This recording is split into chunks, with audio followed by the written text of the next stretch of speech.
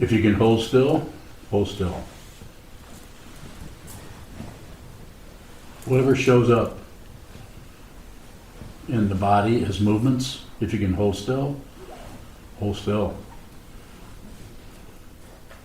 That being said, don't struggle with it. Just very simply return to holding still. Don't maintain it. This is about awareness. It is not about accomplishing anything. Return to the stillness. And as you do that, observe what continues to move. Just observe.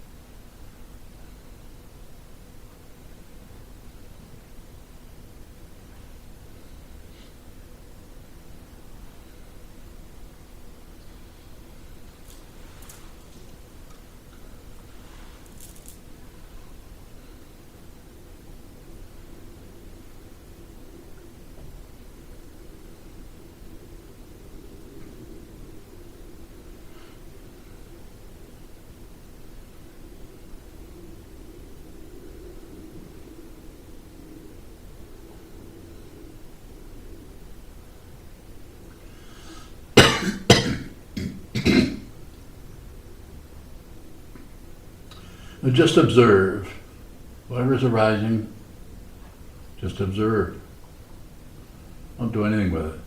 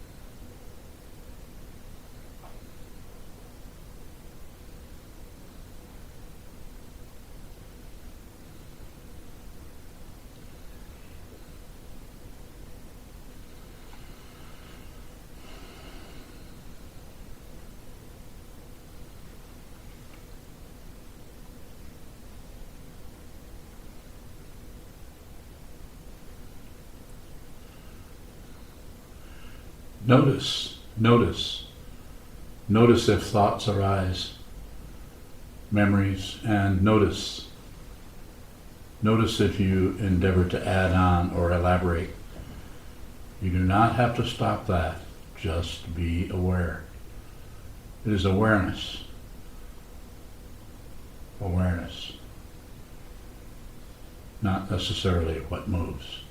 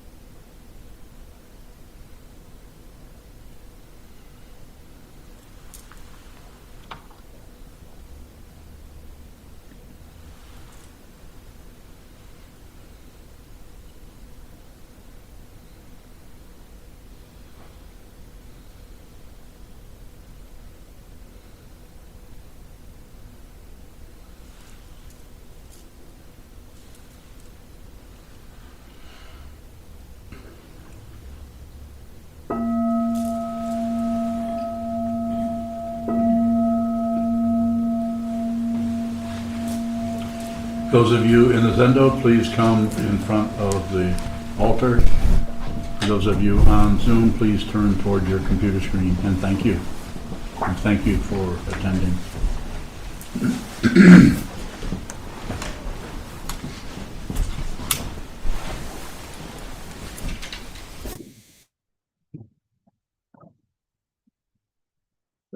So thank you for coming and for participating. Thank you also for your contributions, both with your participation and with your questions. Hopefully you'll have some. And also for your financial support for this community, for the Community Mindfulness Center, etc. Before we begin with this evening's Dharma talk, which is titled a Buddha and a Buddha, a Buddha. This comes from the Lotus Sutra. This comes from commentary by Dogen Zenji and probably all over the place. And there's ideas about that, which can be expressed and have been. If you read a commentary on the Lotus Sutra, which goes back centuries, people have different ideas about how that shows up. I'm kind of like that. I have some ideas about that also, which I will talk about. And before I do, I want to ask, this is just something that just showed up a moment ago. I've been thinking, we've all been thinking about with our crazy world going on, not to point any fingers at anyone, but it's pretty crazy with all of the oligarchs fighting for position and just craziness in the world and completely ignoring our climate situation, which is looks like it's in peril to me, what little I get from the news. But something I've both Onyo and I've talked about is been talking about this for years, is possibly getting into shortwave radio, because if our communication just goes to pieces, our community, of course, has no connection with each other. So if there's anyone out there that you know of that knows anything about shortwave or happens to be a ham operator, if you could get in touch with us, not here so much as through the website or something, I'd be very interested in that. We haven't made any plans in this area, but just kind of thinking about it in order to do what? Communicate. Because without this technology, I wouldn't be talking to Naveed, who is in Iran. I would not be talking to other people that I've never sat in front of before. Mike Cole, who's out in California. I think you're in California, aren't you? Still there? So people all over the place and people I may never meet, but at least we have this a venue to be able to talk about this 2,500-year-old tradition as it is being received, taught, possibly preserved in this area. So help us with this. Sangha is very important, regardless of how you interpret that word of community.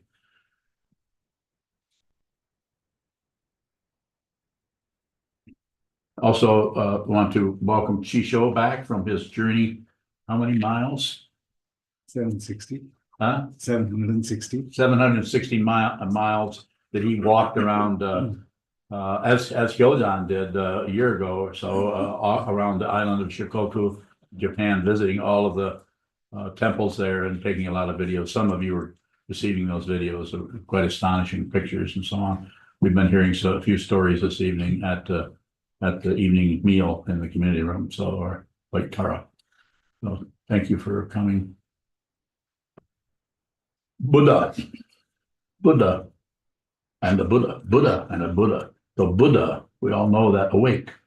So it's not only the personhood of a person, but it's also the idea of even awakening for you, or awakening for me, or awakening for someone else, or what is that? It's we're so trapped and contained by our conceptual mind, but we have to have something. We have to talk about this in some way, especially the one who awoke to the true nature of everything 2,500 years ago.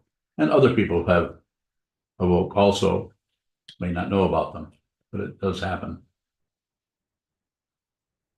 Buddha and a Buddha.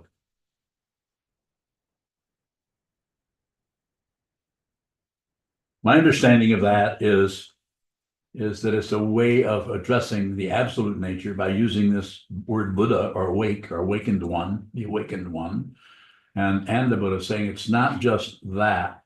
It's a way of addressing absolute truth and ultimate truth at the same time with what? Relative words. They're relative.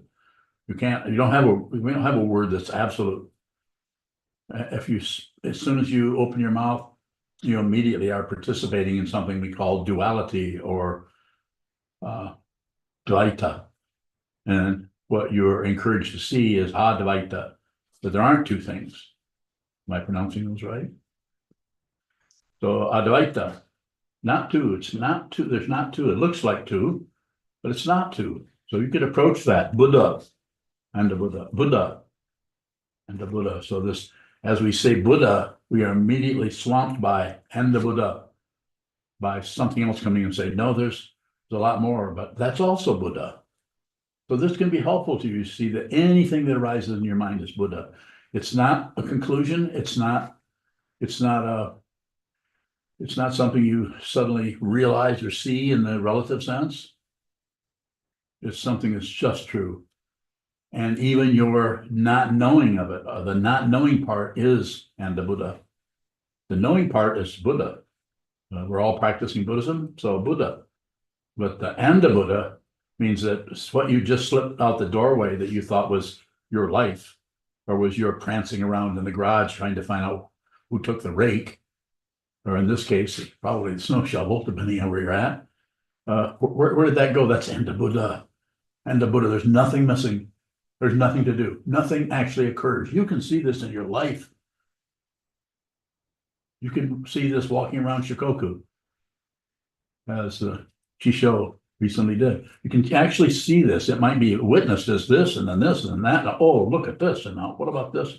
What about these people? What about this kind of situation? But it's empty of a self and is full of what it is. Buddha and the Buddha. You can actually do this in your mind.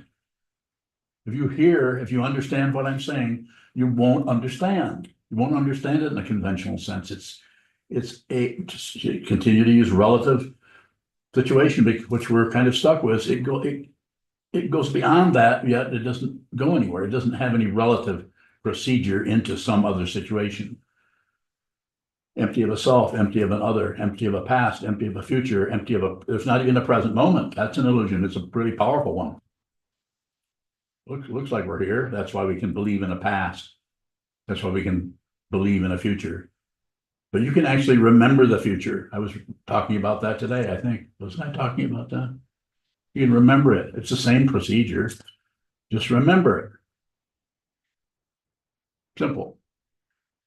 And it actually is simple, but when I say it, it puts us in there's no way you can remember something that hasn't occurred. Memory is the same process. It's just the two thens.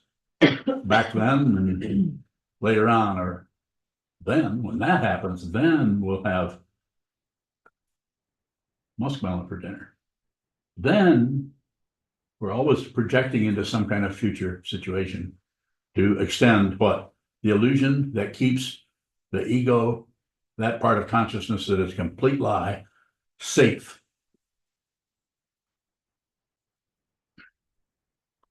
Buddha and the Buddha. There are different ways of talking about that, different ways that it's been talked about, but I have to talk about it, how it looks up, how it shows up. So what's language is Lotus Sutra written in, you know? Anyone know? Is it Chinese? I was interested in how that was spoken in the original language. Sometimes there's a clue.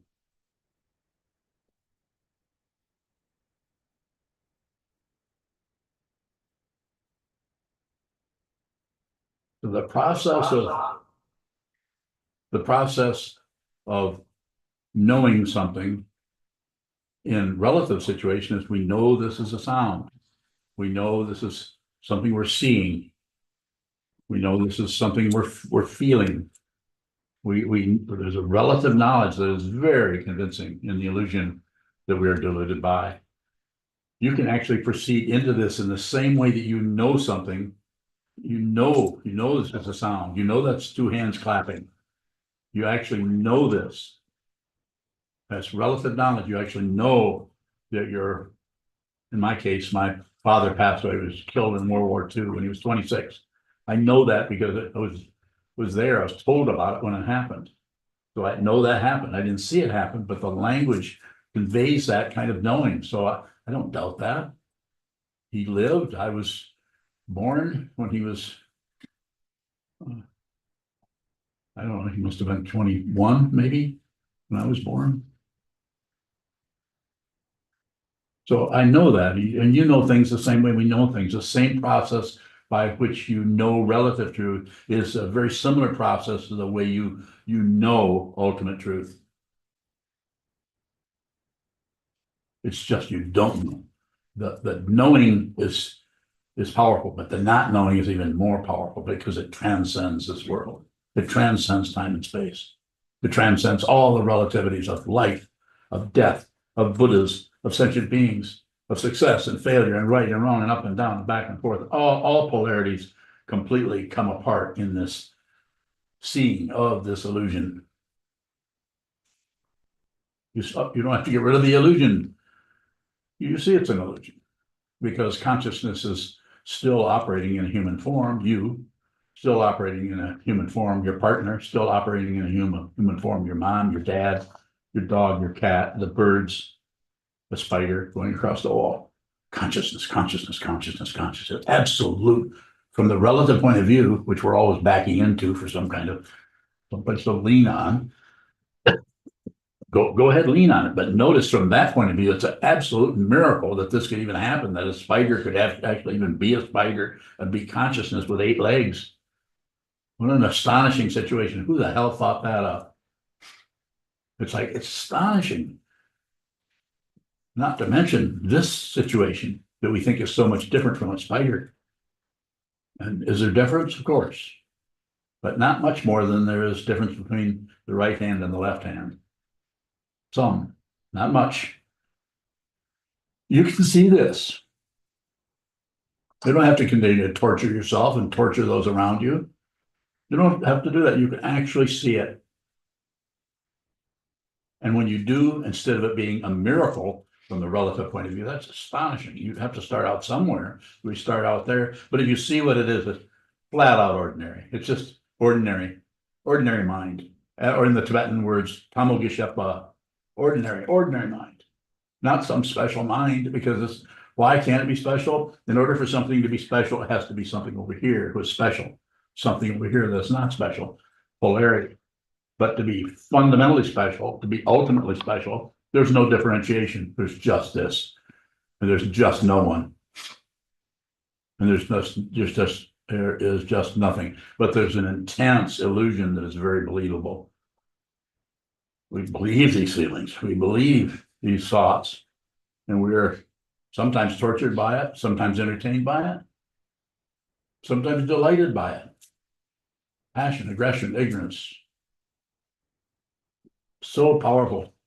And yet sometimes, for some of us, when we start to get close to that ditch in the dark, which is called the truth, and what this is, no self, no other, that self starts to rear its head and does not want to be discovered.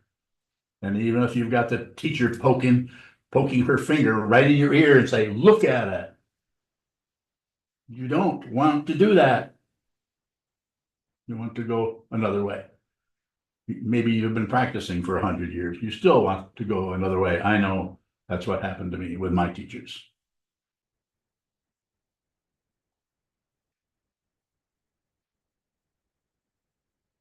Needs to be seen, needs to be felt, smelt. Needs to be bass or perch or bluegill or sunfish or pike. Ever had any pike? Go to Japan, right? You go into Chisho was just saying he goes into the grocery store and there's a little area of cheese. It's about our grocery stores are, according to Paoshan, there's just whole grocery store full of cheese.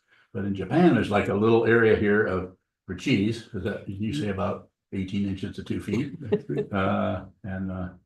But fish, it's still, the whole place is fish. Everywhere, and they're mostly dead. All dead. Huh? All dead. All dead. They're all dead. I got confirmations. They're all dead. Okay, and people eat them. We have to eat something.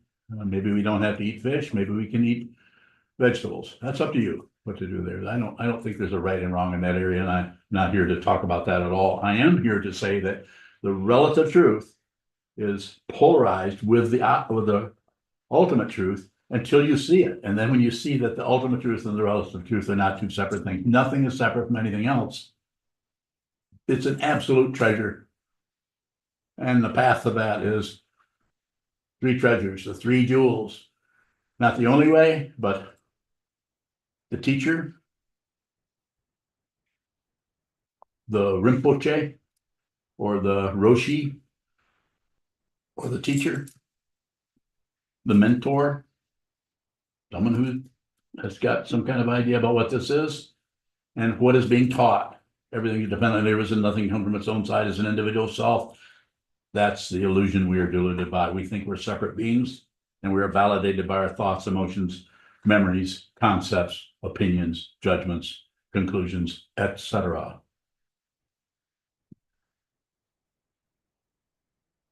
Anybody heard of Yul Brenner? Remember that, etc., etc., etc. That was in The King and I. Well, you might have to go back into the 1950s. Sorry about that. Etc., etc., etc. You can see this. You may have to look at the darkness for a long time, and you may need a teacher to come and say, look in there, look in there. Don't come out here and start looking all polished. Go in there and look. See what it is yourself. You see what it is. You can do that. Yes. When you're bowing, how can you be so sure we can see this?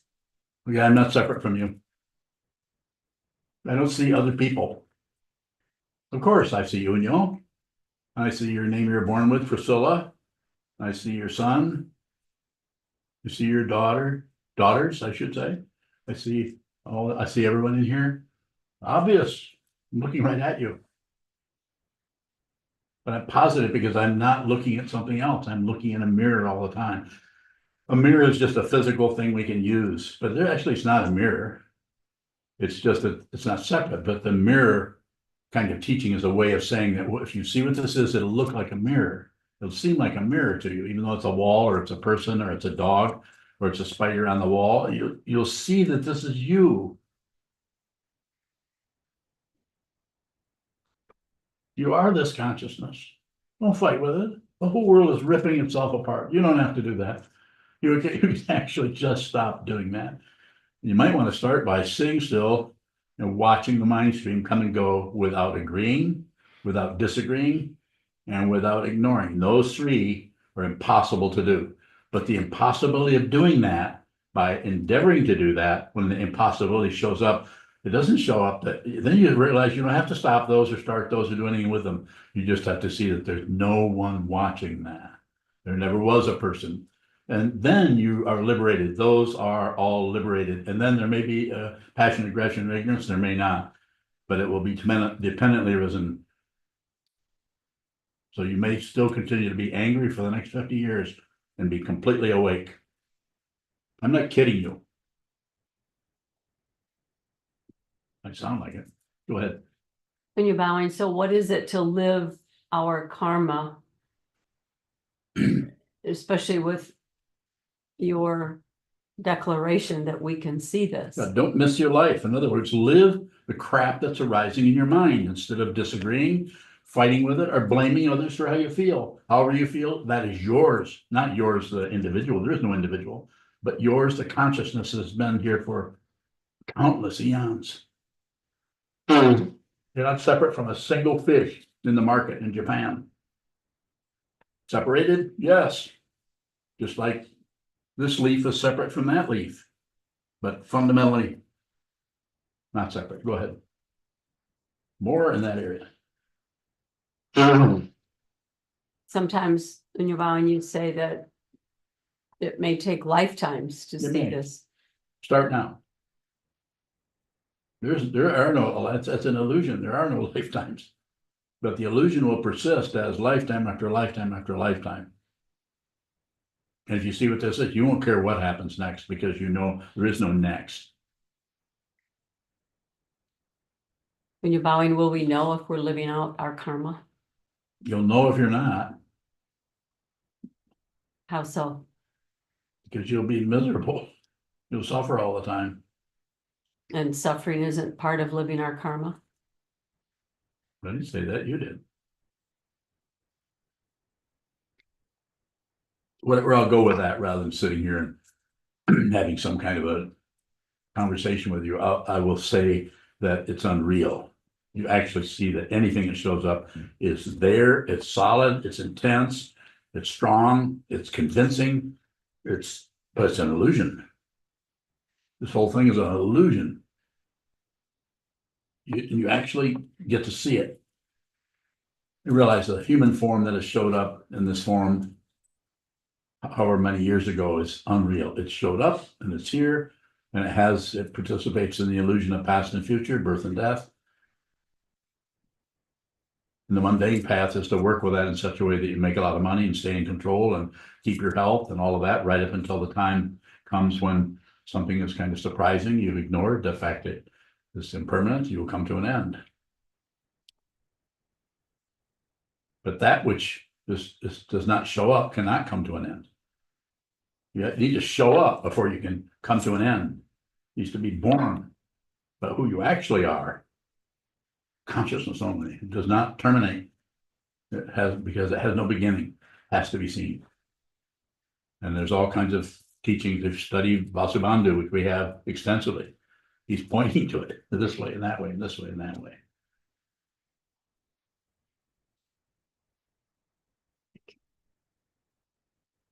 Are we into questions? Please go ahead if you have them. Sokuzan, Yes. earlier, I think you said that knowing what this is the same process as knowing something relatively, only it's a not knowing. Yes, just using the same thing, you just not know. If you know something, that's validating. Well, not know things, and you might have some luck there. No guarantee. It might suck. When you say not knowing, is that, That's how the ego will feel, is to not know. would it be similar to say that it's has the quality of knowing, but there isn't anything that is known? Nah, anybody don't that bullshit knows. yourself. It's Don't do not that. like No, there's- no, that's a trap. That's intellect. You're too smart for your britches. You heard that said before? Well, I guess I'm the first. that like smarty pants. No, it's worse than that. Smarty pants is a compliment. Wouldn't you say?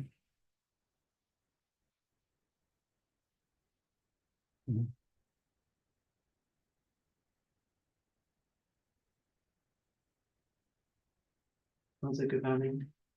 Yes, you have more? I'm curious about what it would be to not know. Is it just like you have a question and there's no answer? You understand the nature of knowing, you understand the nature of not knowing, and you understand the nature of relative truth, and you understand the nature of ultimate truth, and you understand the nature of an illusion, and you understand the nature of a delusion. You understand the whole relative structure of it. You understand it. You don't agree, you don't disagree, you certainly don't ignore it. So it is a not knowing, because the not knowing, if there's any kind of self-centeredness or success or failure orientation in the consciousness called ego, then that it's not going to like that. It's not going to like not knowing. It'll try to turn the not knowing into some kind of knowing, which you were just demonstrating there a moment ago. Sokuzan, what you just described sounds like you would understand something. In what way is understanding different from, or how's it the same as not knowing? I'm not following you. What is it you want to know rather than, I don't want to get in one of your loops. I want to know how, That's enough right there. I don't know how. Didn't you say I want to know how? I don't know how. There's no how. There's no algorithm for this. Other than sit down, hold still, watch what moves. Shikantaza. Go ahead. Sokuzan, in what way is knowing something relatively and understanding what this is the same process? Or what It's not the same. It's kind of reversed. Because in the world, you go out towards things and try to get stuff, try to understand, try to control, try to make that happen, stop this from happening. And in the spiritual path, you go within. And one of the ways you can go within, I'm not saying there are other ways, is to hold still and watch what happens in the mind. Even Dogen in the 13th century said, I have to paraphrase, said, going out towards the world is the nature of delusion. And going, allowing things come to you, in other words, go within, allow everything to come to you. Sound, smells, tastes, clouds, birds, voices come to you. Great generosity of the world is giving you everything you need. Everything is Buddha and the Buddha. You need to see it. If you don't, you'll separate into this and that and this and that. And you'll go to war with yourself, or you'll go to war with yourself in the form of a projection onto someone else that's wrong. More, don't stop if you haven't.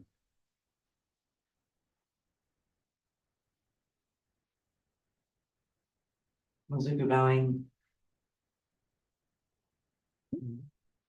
I've just not heard you say before that seeing what this is relatively and or knowing something relatively and seeing what this is similar in some way. In what way is it similar? I just said that if you know something, you're grasping it, something. And if you, to not know something is to not grasp at anything. So that way it's similar.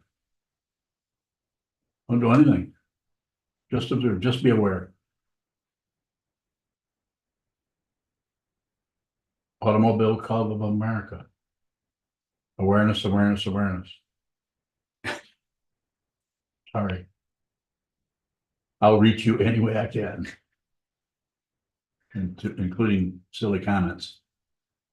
Yes, Shubhai, I think one of the lines from Dogen's book study today was something like only a Buddha and a Buddha can thoroughly experience the true reality. did he say that? Something very close to that.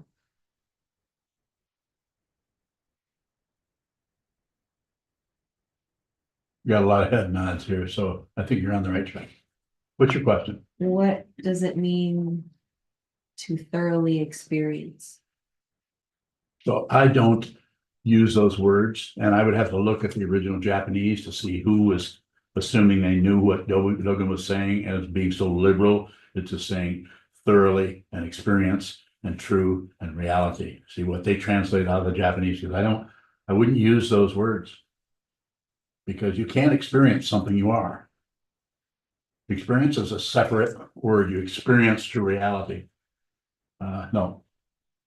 You are that. You no longer experience anything. And if you do experience something, it's unreal. It's an illusion. If you think it's real, you'll fight with yourself and you'll fight with others. You'll torture people you love. Not you, of course. You wouldn't do that. Yes, you would. No, you wouldn't, but you wouldn't deliberately. But you could argue or dispute someone or think someone's hurting you or bothering you or something, and actually they're just going around in their circle trying to be happy, but their way of doing it seems to have a lot of rough edges around it, so you can feel that. So then we try to stop that or fight that or get away from that. It's just a continuous Coney Island of the mind, as is said by Mr. What was it? Ferlinghetti. Lawrence Ferlinghetti. So it's just a continuous enjoyment and work process, and just it's very, very confusing. So that's why it's so important to sit down and practice receiving, so that you can see the nature of the mind coming and going. You can see the nature of the world coming and going without interfering with it. So when I'm objecting somewhat to that translation, I'm just saying that it's not about experiencing something. Experiencing something is may show up in terms of that happened and you saw her move over here, you heard him say this or say that, and of course there's an experience, you're receiving that experience, but to do anything with the experience other than just listen, other than just see,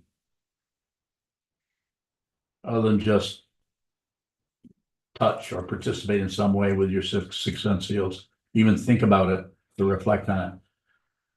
It's always receiving. So anything you receive will not last. It goes away. So therefore, the experience of that situation, Buddha and the Buddha, the experience of that will come apart. But if you see what that is pointing to, that will not come apart because it has not been put together. Now, if I were to talk to Dogen, which is unlikely, but if I were to look at the translation closely, I might be more in tune to, I might be more inclined, I should say, to agree with that particular translation. But when I hear the words Buddha and the Buddha, it seems to go beyond any kind of relative understanding or experience. Even though I'm saying I'm using a relative framework for it. They are words. Yeah. I think one of the alternate, A little louder. I think one of the alternate phrases Alternate phrases. from the glossary was, instead of only a Buddha and a Buddha can thoroughly experience, it was only a Buddha and a Buddha can master the true reality, something to that Oh. effect. Is there some sort of mastering going on when we see what this is? That word is used sometimes, and sometimes teachers are referred to as masters, but it's a way of respecting someone who might understand more than you. So just like a Rinpoche or the Precious One, or like a guru, or like some kind of addressing someone that puts them in a position of being a teacher. So I'm not sure where, it's just a way of talking about it. There's nothing to master. But there's something that will master you, and it's the emotions, passion, aggression, and ignorance take over that ego mind, and we're run by this. We're imprisoned by our emotions, our feelings, our hopes, and our fears. And if we think something is out there is hurting something in here, that might be relatively true, but in the mundane area, of course, that's going to work. But the ultimate nature is it has to be seen. More about it if you have a good question. I probably missed what you were looking for and said what I felt like saying. I'll take that. Yes. Wonderful, in that same area with Dogen, there were two translations that said, a series of a Buddha and a Buddha is able to see reality thusness. A Or Buddha and a Buddha is able to, you're talking about a particular person, or what were they referring to just there? a series of is able to see reality thusness. Okay, Is able to what is see- reality and what is thusness? How do you understand those two? You're asking the question, you're using the words. Don't use words if you don't know what they mean relatively. It seems like, as you have often pointed out, Dogen speaks about two things at once. So reality Yeah. as in what we Schizophrenic. actually are perceiving, Yes, and reality as nothing happens, the ultimate reality. yes, But what I was interested in was that he uses the word able, is able, is able. or in the other alternate or translation, it was can. So it's like, it's not is. So I was wondering, Which translation was this of Dogen's? Tanahashi is able and Nope. The one of Shasta Abbey is Shasta Abbey was can. is can. Okay, and so what's your question? With can and is able, it seems like it's not saying is. So Buddha and a Buddha is perceiving reality vestment. Instead it says can or is able to. So I'm wondering if there's anything that it is pointing to that is, it's like it's not, to even say that is stepping away from, oh man, can't bring my question into. Can you help her? Can you help her? Can anyone who's following what one was asking about elaborate on that a little bit? Go ahead. I can try. Go ahead. Is there a difference between saying only a Buddha and a Buddha is seeing reality and saying only a Buddha and a Buddha is able to see reality? Yep. Mhm. Yeah. Yeah. How'd I do? What did I agree to? That there's a difference. Mhm. What did I agree to? I think you are saying both. So you heard two different things. One I agreed, and the other one said I'm saying both. What do you think? Everything all at once. Wham! You're one of those smarty pants I was talking about. Anything else, anything further on that? We can go into that further if you like, but I need some kind of a question that's more about just because the translations are, they can be, that's why I think it's important for us. That's why we have two translations when we study. If we can, I think when we study Vasubandhu, how many translations? 11? 11. We have 11 translations of the 30 verses of Vasubandhu. And I think occasionally if we get in an area where it's difficult to understand what's being said, we might read all of them. Usually I think we have three favorites that seem to be help us move into an area that is non-conceptual using concepts. It's like having three canoes going down a river into the swamp. Well, not quite that bad. There's people in there.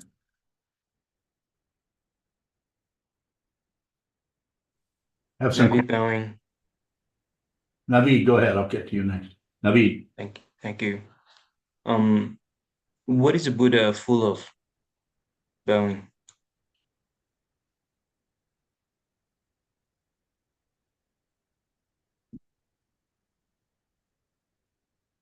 So the Buddha is empty of itself and full of everything. Buddha is not separate from anything.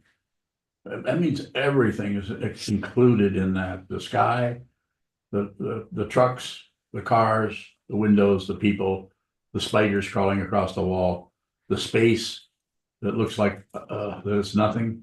That's also included. It's full of everything. The Buddha is awake. The word Buddha means awake. There's the personhood is gone, but the consciousness itself has been understood deeply.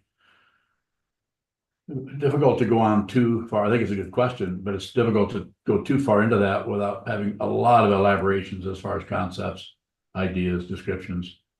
But it's full of everything. But that's using your question to continue with the elaboration of relativity, meaning full of everything. You say, what is it full of? The question kind of traps me into responding that way. I could also say, Buddha's just Buddha, it's not full of anything. There's no way you can misunderstand that if the one who has said that to you or has responded to the question is speaking out of reality. And I make no claims. As soon as I make a claim, it's relative stuff. I'm the really smart Dharma teacher who's teaching you.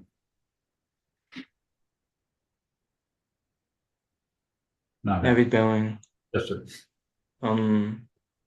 Is being awake a feeling of expansion, or has a kind of expansion to it? What does? Does it have a kind of expansion? No. Ultimate doesn't do anything. Ultimate has no expansion. It doesn't contract. It doesn't expand. It doesn't get lighter. It doesn't get darker. That's the relative area of the illusion that we're deluded by into thinking that's reality. When the actual reality, the actuality of the ultimate has no particularity to it. Also, it's not separate from anything. You can't have the illusion as a relative situation without the ultimate. The ultimate is the other pole of relative. You see completely, as the Buddha did 2,500 years ago, delusion. You're looking at the ultimate. You have to see the entirety of it. You have to see it all. That doesn't mean you have to have eyes in all parts of your head. It just means you need to see one thing completely.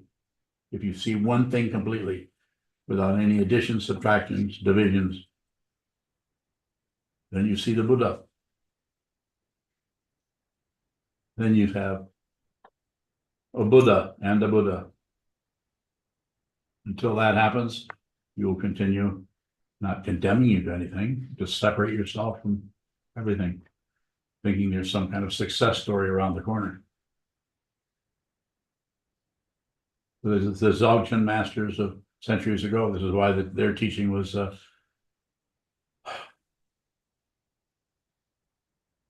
great perfection. But if you see what this is, it's perfect. There's nothing to fix or correct. Another saying that I don't know who said it, but I remember it from it's like a question that a teacher would ask to a student. What? Not already awake?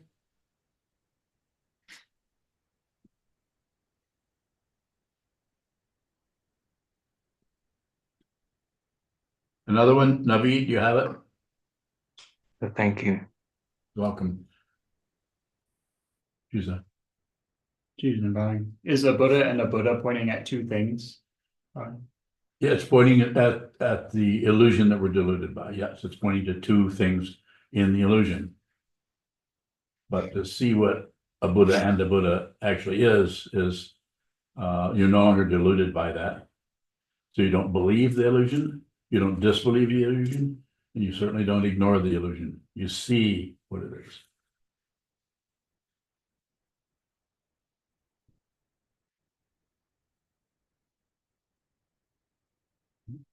The question that is showing up is that simultaneous? In terms of if you go into is it simultaneous, it just means that there's more elaboration. You haven't heard my response because you're qualifying my response. You're not able to receive the response without asking another question about it. Is it simultaneous? Do they occur at once? So I would say, yeah, they occur. To answer your question, they occur at once, but that's not taking you further into the truth. It's taking you into more of a relative understanding of the truth, which is they're all, both at the same time. As the Kobunjin Roshi said when he translated the Heart Sutra, simultaneous. He could have said falling apart, falling apart, falling apart, which is the nature of his belief in himself and belief in the world. The whole structure of the illusion fell apart. And instead of saying everything all at once, he could have said everything simultaneously. And then you would have understood it better. But everything all at once is pretty simple, saying what you're saying. And that probably was his experience of it. But his way of teaching it was not to teach it in a talk, particularly. I'm not saying he didn't have a talk like that, but to teach it by using the Heart Sutra's mantra of gone, gone, gone beyond, gone completely beyond. Away. More? Is a Buddha and a Buddha as close as we can get to the truth conceptually? It's a way of pointing at it, but you can't get close to it. What you can do is just keep intending that you're as far as close or not close. That's also relative understanding of it. I could say you're getting closer and closer. Someone else could say you're not close, or you're further away from it, or you're getting further away. And those are all relative statements that may have some kind of a backup, logically or reasonably or something. Am I getting close?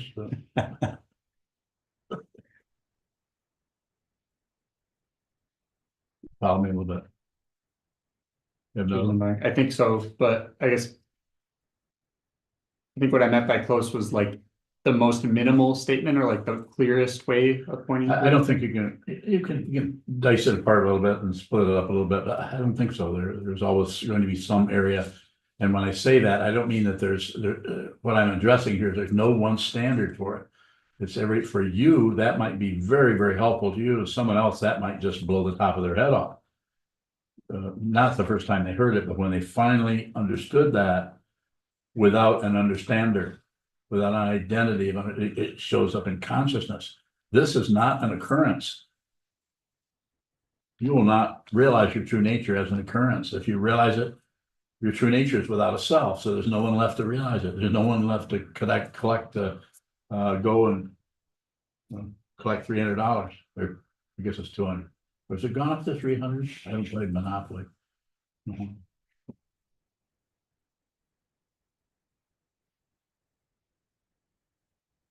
More?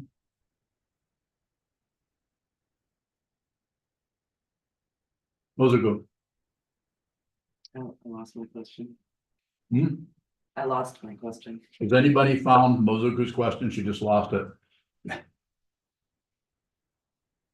Jishin found it. Go ahead, Jishin. I hope so. Is, Speak up, speak up, speak up. is self empty of Buddha? Again, Is self empty of Buddha?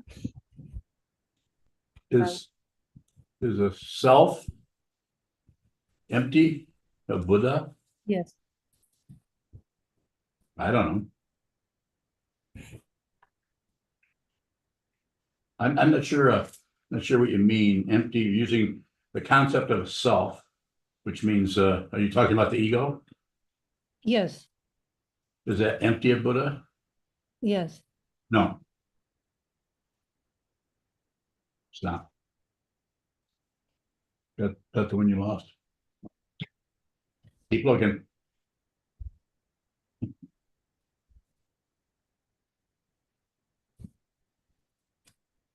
Is it a Buddha nature, which is in the self? Bowing. The ego is an aspect of consciousness that is curled up into a knot of me, and my stuff, my ideas, and consciousness itself, which is where that is as far as there's any such thing as location. Just saying that who you are actually is, if you realize your true nature of that whole imaginary self, the ego, the imputed self just comes apart and you see your true nature. So yes, the true nature is always there in consciousness. Buddha nature is always available, but you may cover it up with beliefs, opinions, ideas, right down to and including hatred. There are people who are operating right completely out of just hatred of other people with different, anything from sexual orientation to skin color to ethnicity to, oh, it's just, I don't know, there's probably 15 or 20 other things that, horrible things that people do to try to get one up on everybody else. Thank you. So I could take one or two more questions. Are there any in here? Yes. Came back to you? Mozuku-ban, this was a long time ago, but I asked you if thoughts were, you say nothing sleeps, so I asked you if thoughts were awake. And you said they were in the sense that a doorknob is awake, that they know what they are. Yeah. Is knowing what we are different from what a thought is or a doorknob? Yes. In what way? Doorknob doesn't have any eyes. Wait a minute. Oh, I was thinking about potatoes and potatoes have eyes. You get what I'm saying? Because you're taking me into an area that all I can think of is funny things that nobody's laughing at. Because it's the way you're using the logic is to go into it. I mean, if you're going to use that, use it in a way that we can work with it rather than go into an area where it's just ridiculous. The doorknob, the kind of awakening we're talking about is not about I'm awake, no, I'm asleep, awake. That's the polarity. When you fall asleep, only the body falls asleep. You never fall asleep. You cannot fall asleep.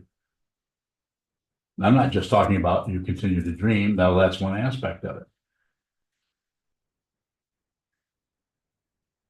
Mozuku-ban, the only other way I know how to ask what I'm trying to get at is A little louder, please. what does it mean to be awake? What does it mean to be awake? Yeah, a Buddha What- is the awakened one. What Yes. does it mean to be awake? Meaning is separate. When you take something and say, what does that mean? You just abandon the very nature of this circus of elaboration, of confusion, of relative truth, of war and peace, and war and peace, and more success and failure, life and death, is to wonder what something means. Whatever shows up, that's the meaning. You can't find a better meaning than just this. It's the most exquisite meaning there can be. It's just what it is. As it is. This is the name of this meditation. Just as it is. So whatever shows up, this is what we train our minds to do on the cushion. We just watch what moves and see what moves as it is, rather than use that to go to something else that's better, or avoid that because it's too difficult. More?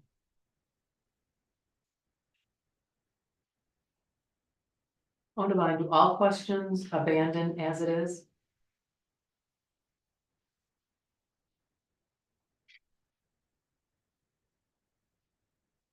There may be abandoning going on there in a question, but there's also the intention to see the truth. And so if you're talking to someone who presents as a Dharma teacher, they may or may not be a Dharma teacher. So if you feel like the person that is functioning as a Dharma teacher, if red flags go up when you listen to that person and talk to that person, then maybe they're lying to you. Maybe they're just trying to control you. But that, coming back to your question, that still provides some kind of call and response between the teaching person and the one who is functioning as a student. That's a very important function on the Buddhist path. You have the Buddha, who is the teacher, and we have thousands of monks who are students, and they related to that, the enlightened one, the Buddha, the Tathagata, as a teacher, and were able to possibly become enlightened themselves, to speak about very relatively. So there needs to be some kind of a question, but quite often, as we know, especially in the Chan tradition of China, or of Zen tradition of Japan, or even Korea, of ask a question, and then there's a response that responds, but it also takes one's logical mind and starts to deconstruct it. The teaching person helps that person work with that mind to see that they're fabricating things. This is what the koan process is about. Why did Bodhidharma come from the West? Well, we know why he came from the West, to talk to people about Buddhism in India after he left China, I presume. Anybody know him? You know why he left India? So who really knows what it was, but to say that, ask that puts you in a situation where opens up, because no one really knows that, but it opens you up so that your own intuition, or your own, the dynamic in your consciousness, where the concepts rise and fall, that area starts to get ventilated by that question. The question, if the question is asked in a certain way, then you can actually get a response. But sometimes there are questions that just they have too much Velcro on them. There's too much stickum. There's too much stuff there, so they don't allow you to even respond to it, because all you can do is join them in the confusion and respond with something like philosophy or psychology, or not that that's wrong, but to respond directly is what the teacher is looking for, to be able to have a question that person can listen to the question, can respond in such a way that'll fundamentally support that person's awareness on the path to continue. Can you paraphrase what I just said? Divine.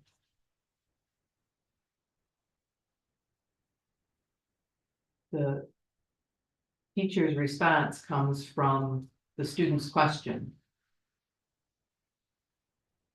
The teacher cannot teach without a question from the student.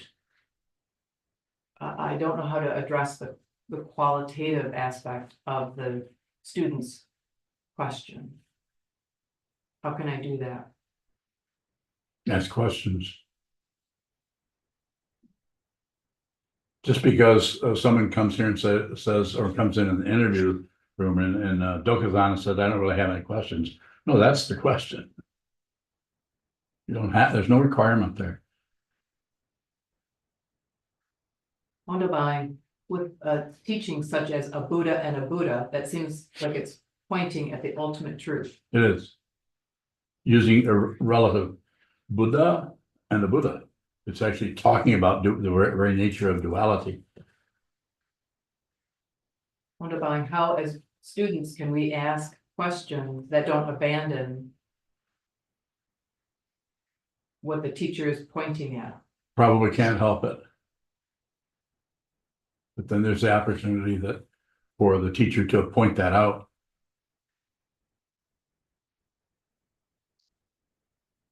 More?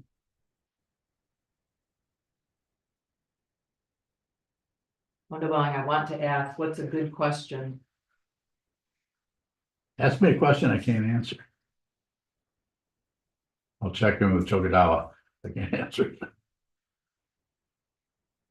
I think you've actually done that a few times. Remember that one time?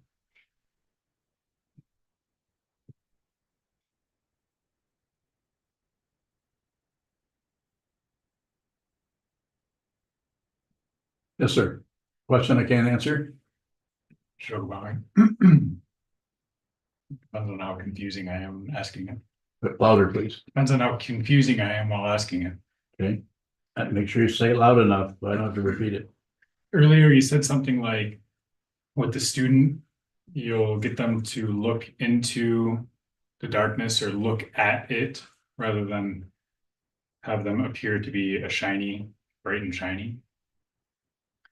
What is the darkness that you're pointing us to, or what is it that you are pointing us to that's a contrast from the bright and shiny? Pretty good question. So everyone has a way of covering up their true nature, and people do it in different ways. And some people do it in such a way that there's no opening for the teacher to relate to that area. And then other students are more open in that area to receiving the teachings of pointing to their true nature, which might involve pointing to that area where they're covering up their true nature. And that can be difficult, painful. If your ego, but bluntly, is very successful at covering up your true nature, then you'll just think everything's fine.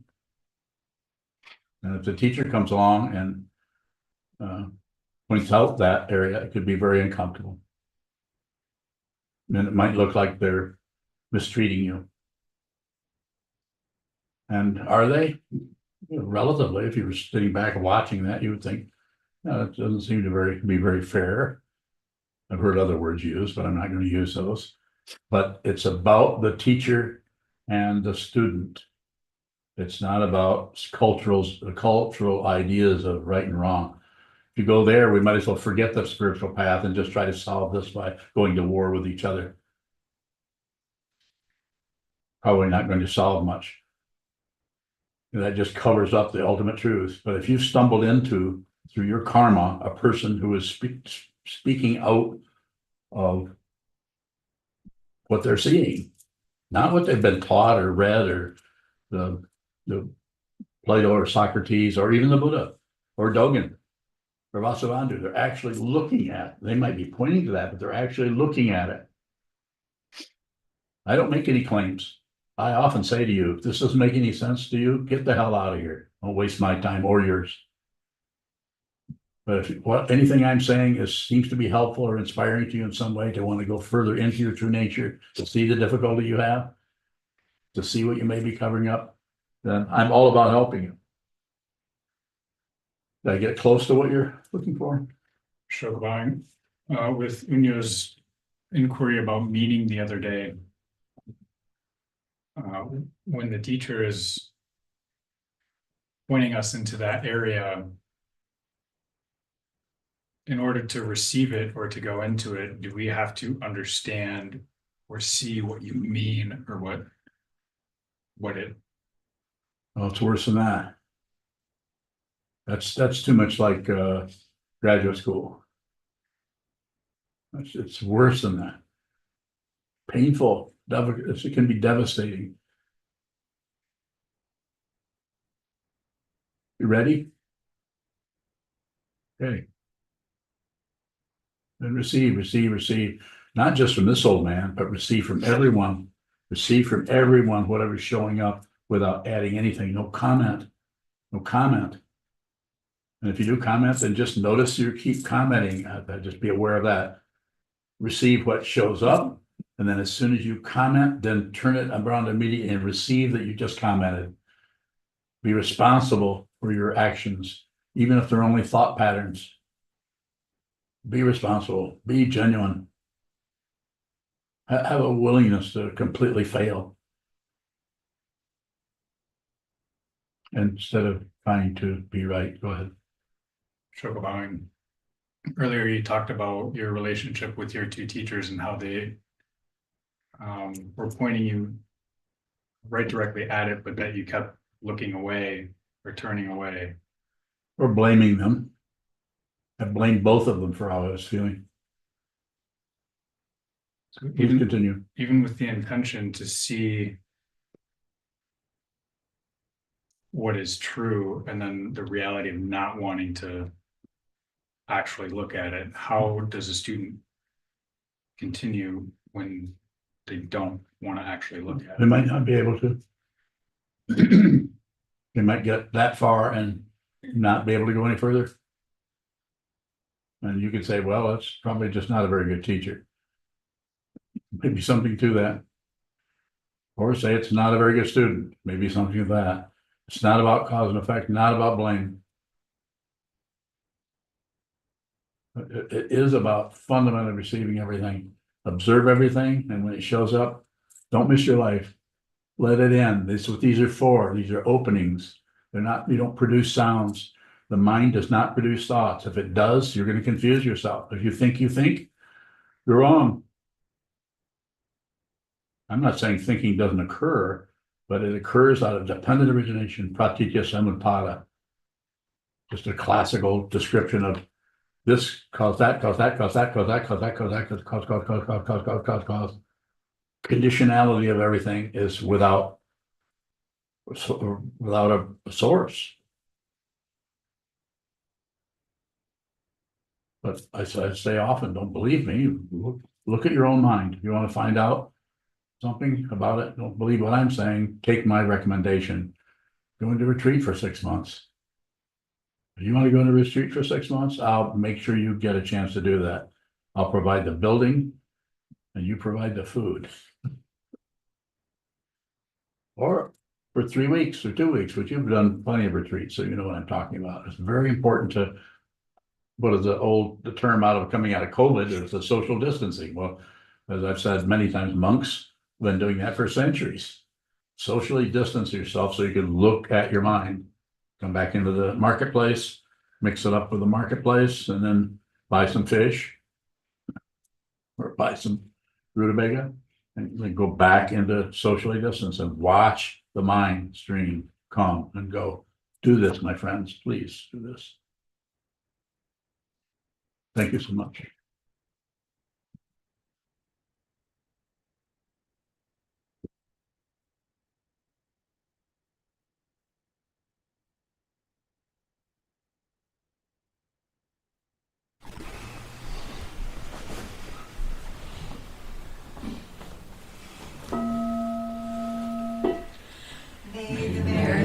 Penetrate into all places, so that we and every sentient being together can realize the Buddha's way. San Shi Shiru Shison Bu Sa Moko Sa Moko